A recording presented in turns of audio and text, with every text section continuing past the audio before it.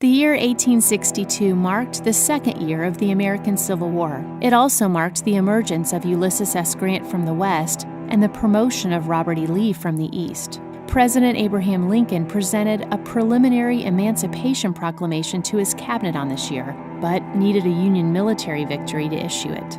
1862 was an important time and the stakes were high. Both men and women were significantly affected. Many women were left with exhausting physical work in and around their homes once their husbands, brothers, and fathers left for war. Many of these men would never come home. It's estimated that over 600,000 Confederate and Union soldiers died during the Civil War. America's division was deeply felt in Kentucky. In a private letter, Lincoln commented on the importance of the state, saying, "I think to lose Kentucky is nearly to lose the whole game." Kentucky officially declared a neutral stance and wanted both the Confederate and Union armies out, but fighting inside the Commonwealth's borders was inevitable. On October 8, 1862, cannon explosions shattered through the rural and peaceful town of Perryville, starting a battle that would soon become the most destructive in the state. The Battle of Perryville left more than 7,600 killed, wounded, or missing. Today, this battlefield is one of the most unaltered Civil War sites in the nation and hosts a Battle of Perryville reenactment.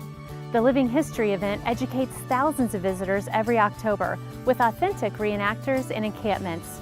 The vistas visible today are virtually the same ones soldiers would have seen back then.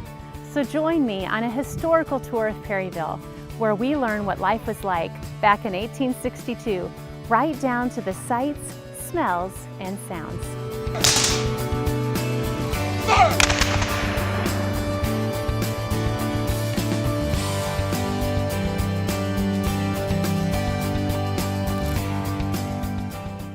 I'm here with Joan House, and she is the Perryville State Park Preservation and Programs Coordinator. We put on the annual reenactment of the Battle of Perryville.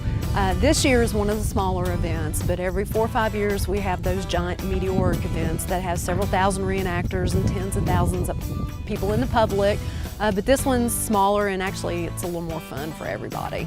Sure. Well, and I know that there are all kinds of things that go into making something like this possible. Well, we get into doing a program for the reenactors because it's very important to learn something about history when you're reenacting history.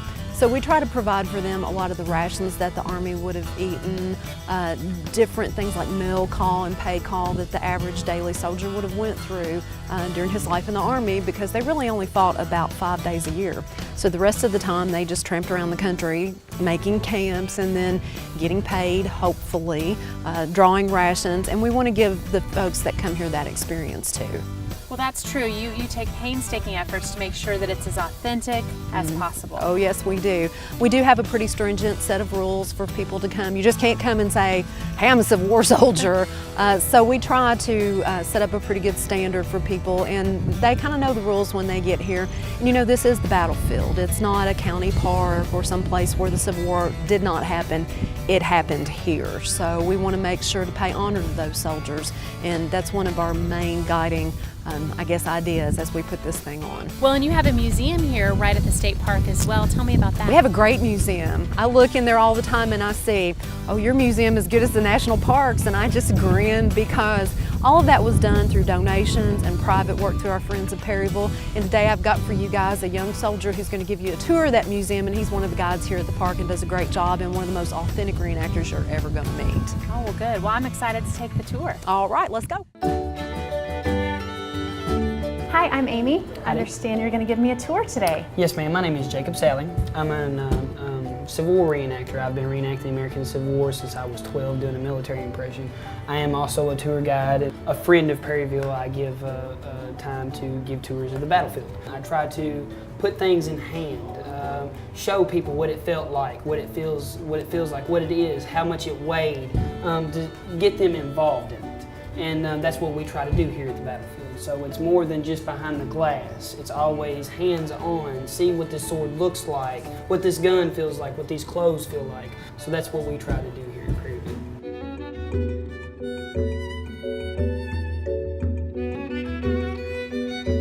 Many Perryville residents pride themselves on their authentic reenactments, so you never know who might give you a tour here at the museum. With loads of historical photos, artifacts, and interactive displays, you don't need to be a Civil War buff to gain a deeper appreciation for life as an 1862 Civil War soldier.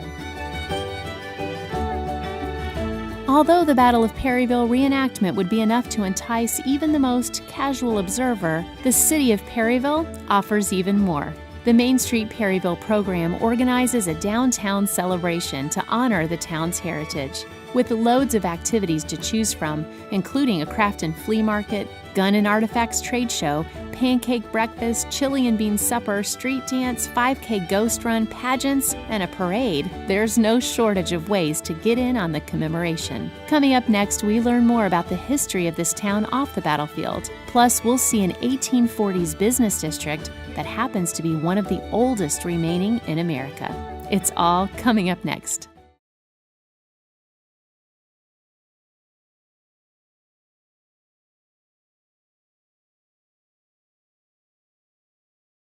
Today, we're taking a closer look at the bloodiest Civil War battle in the Commonwealth. The Battle of Perryville State Park, one of the stops on Lincoln's Heritage Trail, hosts an annual event of reenactments to educate visitors about this historic battle. The Park Museum also tells the story of the South's last serious attempt to gain possession of Kentucky with artifacts and exhibits. However, Perryville has more than just the battlefield to offer. The town itself is also steeped in rich history. I'm here with Vicki Good. She's the Executive Director of Main Street Perryville, or as the locals say, Perryville. Tell me a little bit about the town history. I mean, there is so much history here. The town was settled in 1782 by 5 settlers, and they lived in the cave behind what is now the Carrick Parks house the first winter, and then brought their families into Perryville, and it was called Harbison Station after James Harbison, who was one of the first settlers. Well, what's so wonderful about Perryville is that, or Perryville, is that there is so much more than just the battle. I mean, the battle obviously is a huge part of the history here, but there is preservation of the stores, and even where we're standing right now, we're in this museum with some really wonderful treasures. Yes. Mr. Parks, W.H. Parks, bought the Parks store in 1858, and their family owned the business until 1972, and one of the most wonderful things about that is that they never threw anything away. So when his daughter Laura passed away in 1972, they closed the doors of the store, and it was just like a time capsule because there are items from 1858 up until 1972 when it closed, and it's amazing to see the progression of shoes and clothing and children's toys, implements in the kitchen, farm implements, and there's a little bit of everything there. And then we also have items from the Carrick Parks house, and it's just amazing to see what life was like then. And it's not just in a book, you can touch it and see it. And it's amazing to have that opportunity and be involved with something that's so precious, because so very few people have ever seen anything like that, and we're surrounded by it every day.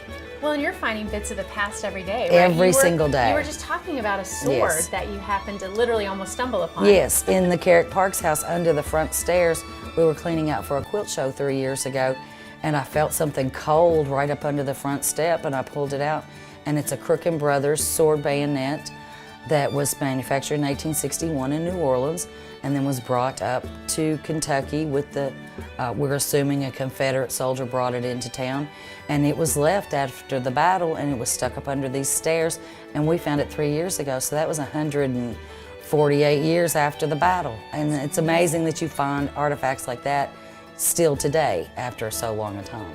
Really is amazing. Well, I'm excited to maybe take a tour of this museum and some of the buildings on Merchants Row. Yes, we'd like to take you on a tour of Merchants Row, show you what we have preserved and what we've yet to preserve, and show the importance of these buildings.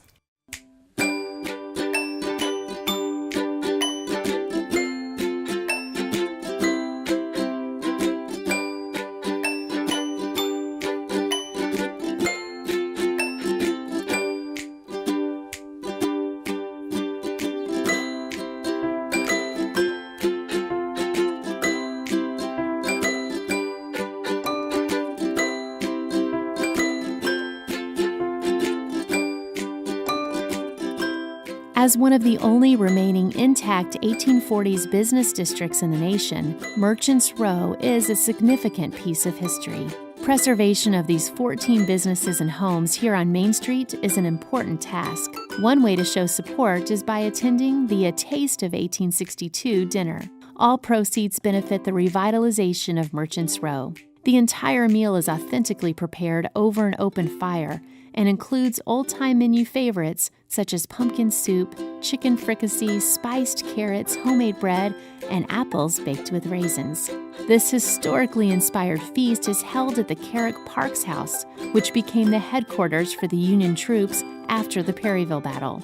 We've been invited to attend, and it just so happens that I have the perfect outfit to fit right in, thanks to our friends at Blue Sage Mercantile.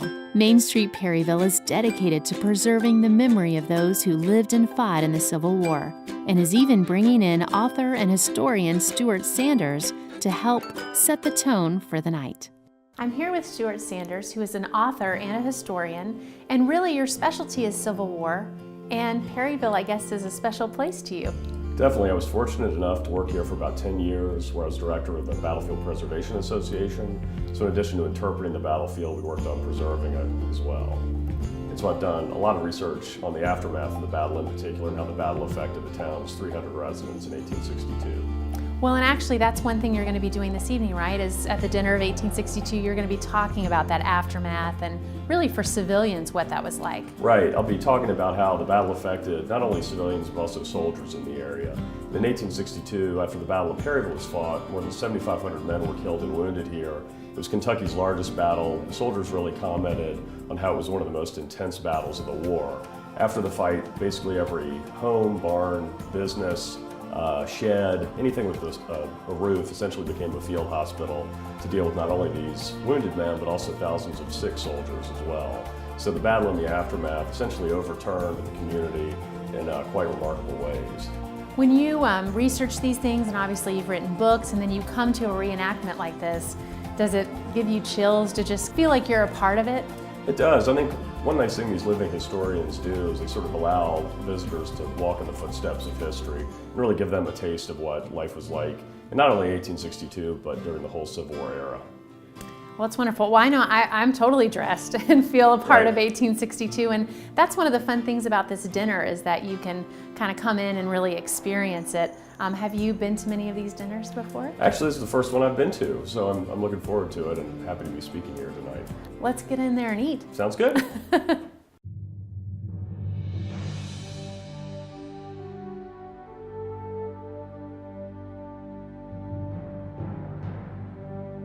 Well, thank you all for having me tonight. Thanks. As you all know, when the Battle of Perryville was fought here on October 8th, 1862, the civilian population, not only here, but over the entire area, really paid quite a heavy toll. There were 7,500 men killed and wounded here, which means there were roughly 1,600 casualties per hour during the fight. And when compared to other Civil War battles, that's a fairly high statistic.